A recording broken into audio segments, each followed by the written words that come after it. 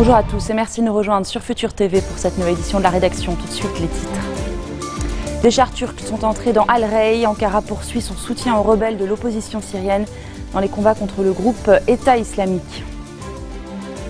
Il était l'un des derniers vestiges de l'ère post-soviétique. Âgé de 78 ans, Islam Karimov est mort des suites d'une hémorragie cérébrale. Les funérailles du président ouzbek ont lieu ce samedi à Samarcande. C'est une étape majeure pour la mise en œuvre de l'accord de Paris. À la veille du G20, Pékin et Washington ont ratifié le texte conclu le 12 décembre dernier dans la capitale française. La Turquie ouvre un nouveau front en Syrie. À partir de la province de Kilis, des chars turcs sont entrés dans El-Rai, un village dans le nord du pays.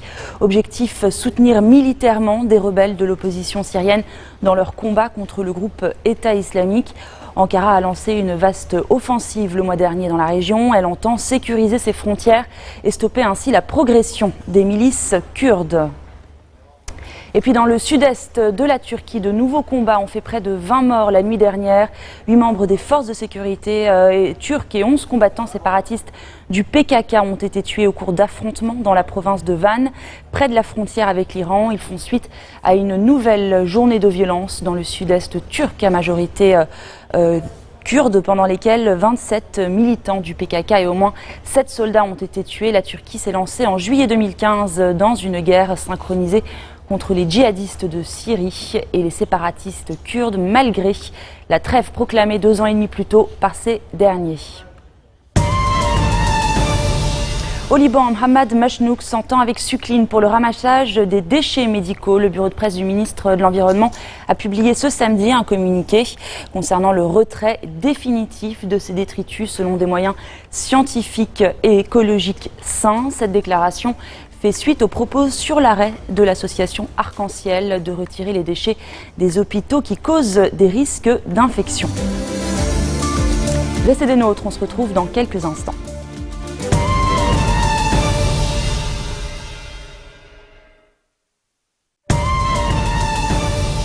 Au Yémen, 9 personnes, dont des enfants, ont été tuées dans un raid aérien de la coalition arabe contre une maison au nord-est de la capitale, Sanaa.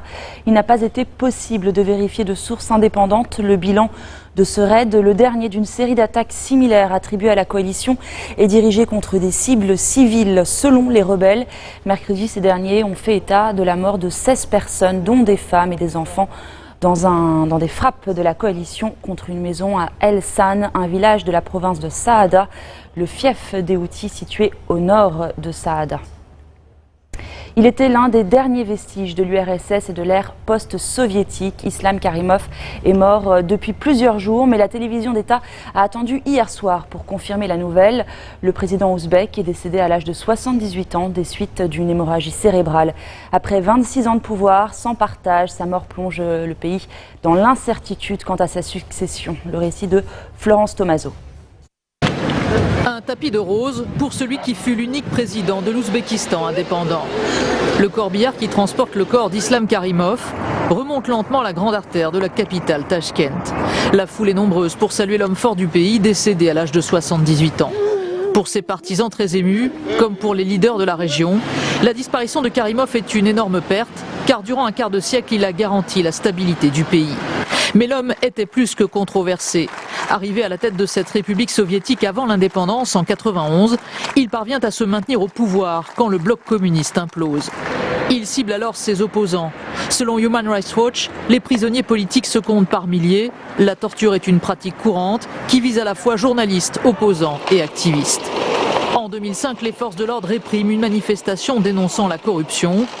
Bilan des centaines de morts, un massacre qu'il est interdit d'évoquer. Ce régime fort, les Occidentaux l'ont peu critiqué en raison des avantages stratégiques qu'offrait ce pays. Lors de la guerre en Afghanistan, les Américains y avaient installé une base militaire.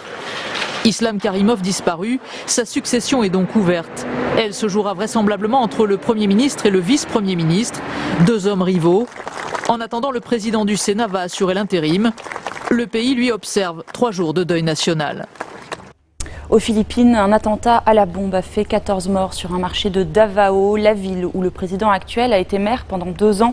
Ce dernier, Rodrigo Duterte, a attribué l'explosion à Abu Sayyaf, un groupe islamiste qui a fait allégeance à l'organisation de l'État islamique. Le chef d'État a déclaré que l'enquête serait traitée comme une affaire de terrorisme. Il a aussi annoncé plus de pouvoir pour l'armée. C'est une étape majeure pour la mise en œuvre de l'accord de Paris sur le climat. Pékin et Washington ont ratifié le texte conclu le 12 décembre dernier à l'issue de la COP21. L'accord doit être ratifié par au moins 55 pays représentant 55% des émissions de gaz à effet de serre pour entrer en vigueur. Les 2 plus grands pollueurs de la planète ont donc franchi le pas lors d'une rencontre à la veille du sommet du G20 qui a lieu dans la ville chinoise de Hangzhou. Barack Obama a pris la parole à cette occasion. On l'écoute. Je crois qu'au bout du compte, les accords de Paris marqueront un tournant majeur pour notre planète et que l'histoire considérera les efforts d'aujourd'hui comme cruciaux. Pour que les accords soient ratifiés, 55 pays représentant 55% des émissions globales doivent signer l'accord. Ensemble, les États-Unis et la Chine représentent près de 40% des émissions mondiales. Donc aujourd'hui, le monde se rapproche considérablement du but que nous nous sommes fixés.